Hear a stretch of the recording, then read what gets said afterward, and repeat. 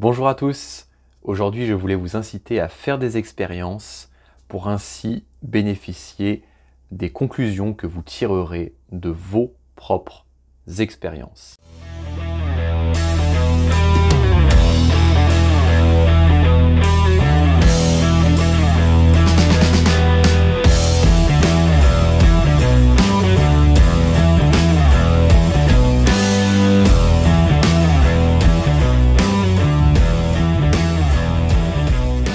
Alors pourquoi est-ce que je vous parle de ça et comment m'est venue l'idée de cette vidéo? Eh bien tout simplement en faisant des recherches depuis des années. Il faut savoir que je suis quelqu'un de curieux, quelqu'un qui a envie d'approfondir les choses et qui a vraiment besoin de comprendre, de connaître les choses.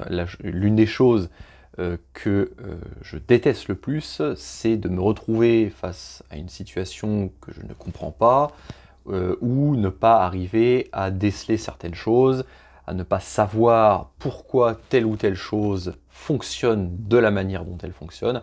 Et donc je fais des recherches depuis longtemps sur plein de sujets. Il y a plein de choses qui m'intéressent.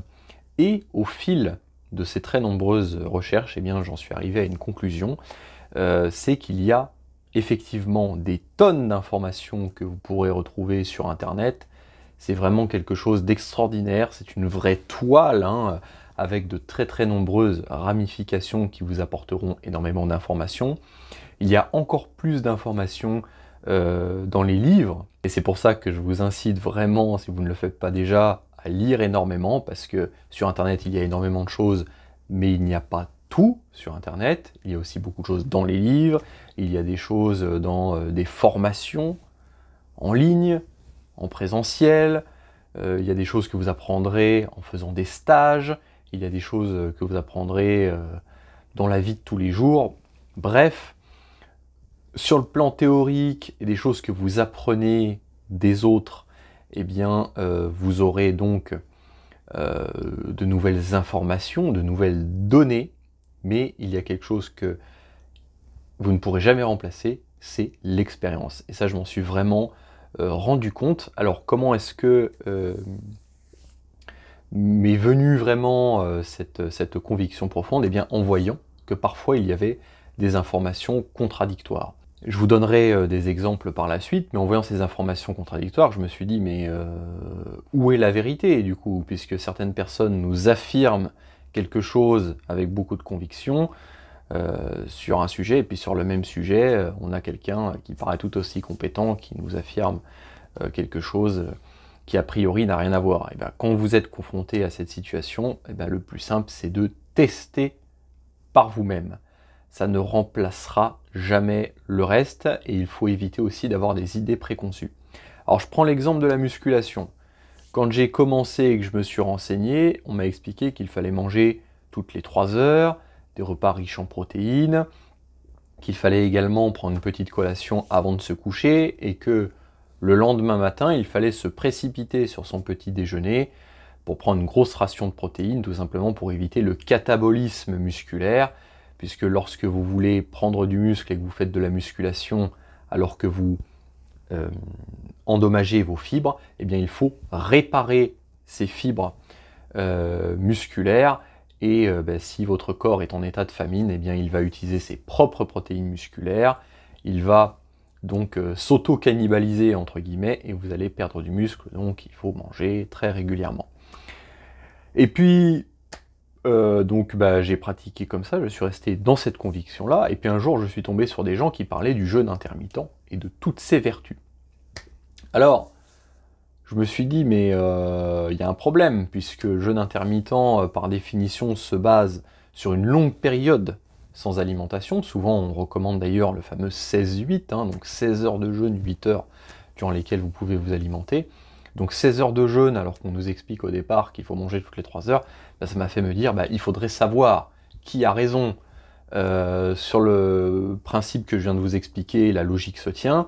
Sur le principe du jeûne intermittent aussi, qui vous dit que vous bénéficiez donc de tous les aspects, tous les bénéfices santé du jeûne, mais que vous ne perdez pas forcément de muscle tant que vous avez votre ration calorique, protéique, glucidique, etc., votre ration nutritionnelle sur la journée, ben, finalement ça va, et qu'en plus, quand votre corps n'a pas de nutriments pendant une certaine période de temps, eh bien, vous mettez au repos vos récepteurs, et donc le bénéfice que vous êtes censé perdre du fait de ne pas vous alimenter régulièrement, vous les récupérez en désaturant vos récepteurs pour qu'ensuite ben, vous assimiliez mieux vos nutriments, ça se tient aussi. Donc il faut tester tout simplement pour voir ce qui marche. Voilà, donc la théorie c'est bien, et il faut ensuite mettre en pratique. C'est pour ça que moi si je vous donne des conseils, ne me croyez jamais sur parole, hein, ça je vous fais confiance là-dessus je pense, mais testez. Qu'est-ce qui vous convient le mieux? Manger toutes les 3 heures, faire un jeûne intermittent, ou même faire un jeûne intermittent par intermittence, parce que jeûne intermittent parle de cette intermittence d'alimentation au sein d'une journée, mais vous pouvez aussi le faire au sein d'une semaine. Vous pouvez faire un jeûne intermittent quelques fois dans le mois, ou une fois dans le mois, etc. Tout ça, c'est à adapter pour voir ce qui se passe. Parce que il y a de très nombreux mécanismes, bon, surtout quand ça touche au corps, hein, le corps humain est très complexe. Voilà, en principe, il n'y a que des êtres humains qui regarderont cette vidéo. Nous sommes tous des êtres humains, donc il y a des choses qui nous caractérisent, qui sont immuables, bien évidemment, mais il y a aussi une part de génétique, on fonctionne de manière très différente, donc il faut tester des choses sur soi. Ça vaut pour la musculation. Je peux prendre d'autres exemples, hein, je veux dire l'histoire des longues séries en période de sèche, où on nous explique que c'est mieux parce qu'on dépense un peu plus d'énergie, etc. Bon, j'avais fait une vidéo là-dessus. En pratique, moi, c'est pas ce que j'ai vu, au contraire. Il vaut mieux éviter de faire des séries trop longues, surtout au début, puisque de toute façon, vous perdez un peu de force durant une sèche. Il faut essayer de s'entraîner à peu près normalement, mais encore une fois, ça peut être très différent d'une personne à l'autre. C'est pour ça d'ailleurs que les coachs sportifs sont très importants, parce qu'ils vont s'adapter à la personne, ils vont faire des tests aussi, et très souvent un coach sportif va être amené à changer de programme pour la personne, parce que tant qu'il ne connaît pas la personne, eh bien il y a des adaptations à faire, et il ne connaît pas encore exactement la biologie de la personne en question, donc tout est une question d'adaptation. Donc ce que je vous dis, ça vaut aussi pour le domaine de la santé. Si vous avez un petit souci de santé, que vous avez un certain nombre de symptômes un petit peu bizarres, que vous faites des recherches, vous allez voir que des mêmes symptômes peuvent se produire pour peut-être 500 maladies différentes. Il y a des réactions peut-être des fois que vous pouvez avoir face à certaines choses que d'autres n'auront pas. Vous pouvez même des fois chercher, vous ne trouvez pas votre cas personnel. Donc il faut à la fois se renseigner sur toute la théorie, puisque bien évidemment il faut se servir de l'expérience des gens, de l'expertise, etc. Mais il faut aussi tester, parce que, comme je vous l'ai dit précédemment, nous avons tous une biologie différente. Et en plus, en matière de science, quand on a conscience de tous les conflits d'intérêts, de toutes les petites magouilles, etc., c'est très compliqué à savoir, en fait. Je prends un exemple, Linus Pauling, double prix Nobel, qui parlait du déficit, entre guillemets, génétique de l'être humain concernant la fabrication de notre vitamine C endogène. Bon, il prenait des doses massives de vitamine C chaque jour, 10 grammes par jour, il a vécu jusqu'à 93 ans, me semble-t-il. Bon, ben, y a d'autres scientifiques qui disaient que c'était complètement bidon, etc. Et que, en fait, certes, si nous avons perdu au fil des millénaires, voire des millions d'années, notre enzyme nous permettant de convertir notamment le glucose en vitamine C, c'est par des processus d'adaptation, etc. Mais nous aurions la capacité de fabriquer d'autres antioxydants qui font que nous n'avons pas besoin d'autant de vitamine C que les espèces qui fabriquent elles-mêmes leur vitamine C, comme les chèvres, et qu'on fabrique plusieurs dizaines de grammes par jour. Bon, alors où est la vérité là-dedans? C'est très compliqué, donc il faut tester, tout simplement, il faut voir sur soi. Et là, la vérité est difficile aussi à trouver.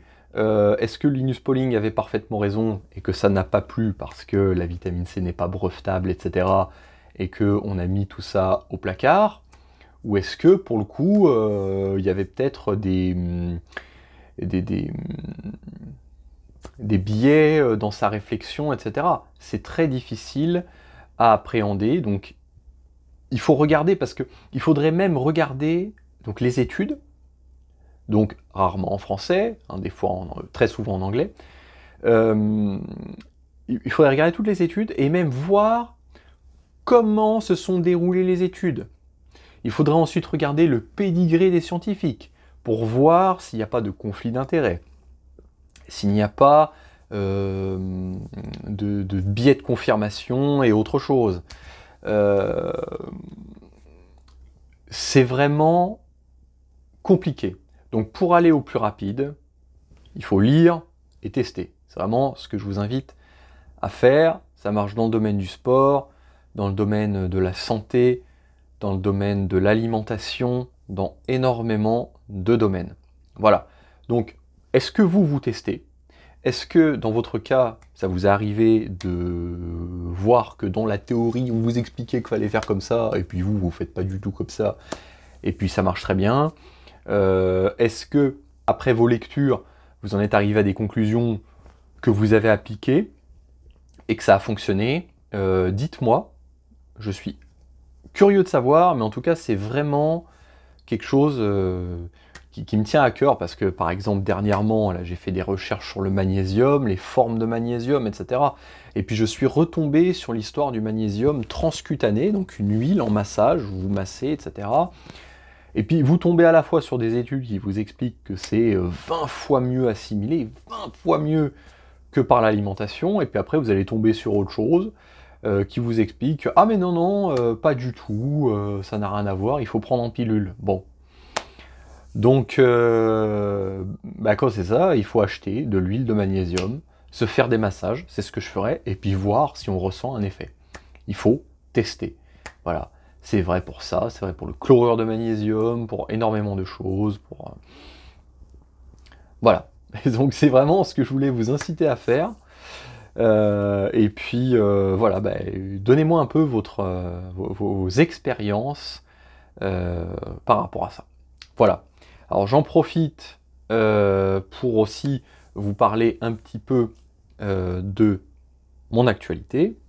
Je vous rappelle que j'ai écrit 2 livres numériques. Donc il y a un livre numérique qui est totalement gratuit, qui fait à peu près une 30aine de pages, dans lequel je vous parle de mon expérience de la perte de poids.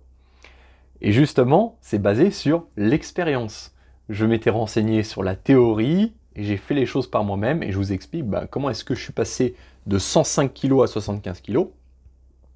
Et en gros, sans vous spoiler, j'ai pris beaucoup de poids à une époque, mais non pas avant de commencer le sport et la musculation, mais justement quand j'ai fait de la musculation et que j'étais un peu dans le dogme de l'hyperconsommation calorique, etc., pour prendre le plus de masse possible. Et puis j'ai vu que sur moi, y avait un problème, hein, où il y avait un mauvais calcul, et puis que j'avais pas pris que du muscle, très loin de là, que j'étais presque obèse.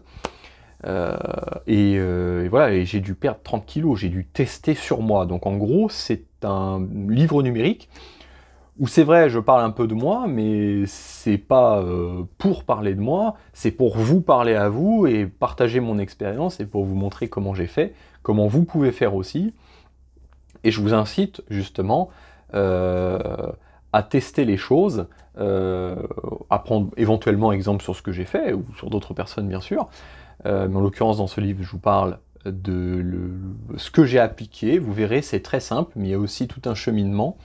Et c'est aussi un petit livret, donc version PDF, pour encourager les gens qui ont besoin de perdre du poids. Voilà. Puisque j'ai perdu 30 kilos, si vous avez besoin de perdre 10 kilos, vous savez que vous pouvez le faire. Et si vous avez besoin de perdre plus de 30 kilos, qui peut en perdre 30, peut en perdre 40.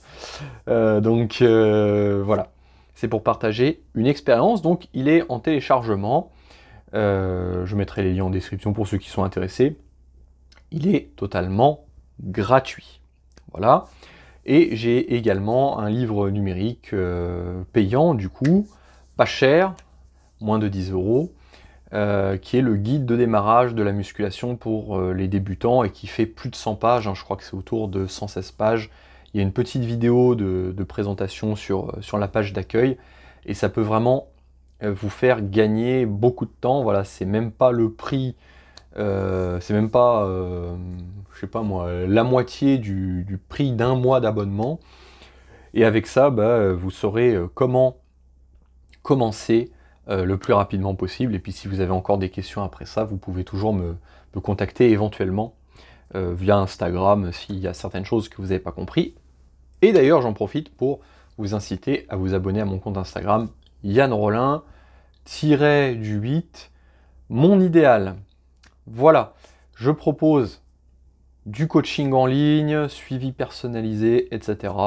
Si vous avez besoin de vous remettre en forme, je suis là pour vous et vous le savez, hein, de toute façon, j'aborde aussi beaucoup de sujets. Pas que le sport, pas que la musculation, voilà, c'est quelque chose qui me passionne, mais il n'y a pas que ça. Je suis aussi passionné par le domaine de la santé, du développement personnel, de plein de choses. Et je vous parle régulièrement de tous ces sujets sur cette chaîne. Voilà.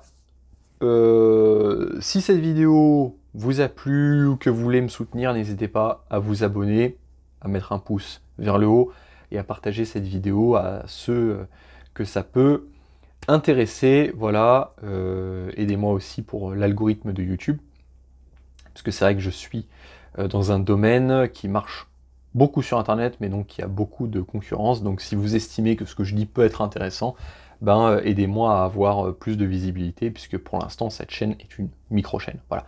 Donc je vous remercie beaucoup. N'hésitez pas si vous avez aussi des questions, postez un message en commentaire. Je lirai les commentaires, j'y répondrai. Et n'hésitez pas aussi à me suggérer éventuellement d'autres sujets de vidéo ou même des choses que vous aimeriez que je propose. Voilà, par exemple, comme un type de programme, quelque chose que vous ne voyez pas actuellement sur Internet et que vous estimez qu'il manque pour que je vous fasse quelque chose sur mesure.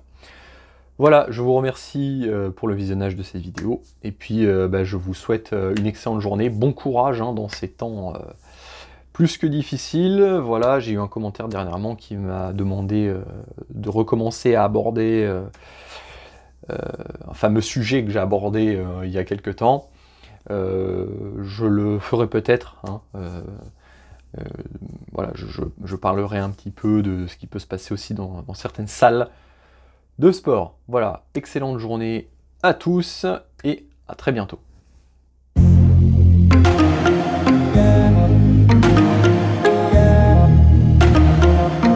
Cet état d'esprit. Vous avez tout un tas de symptômes terribles et ça peut être mortel. Malgré les apparences, ce qui va suivre est extrêmement sérieux et susceptible de changer votre vie.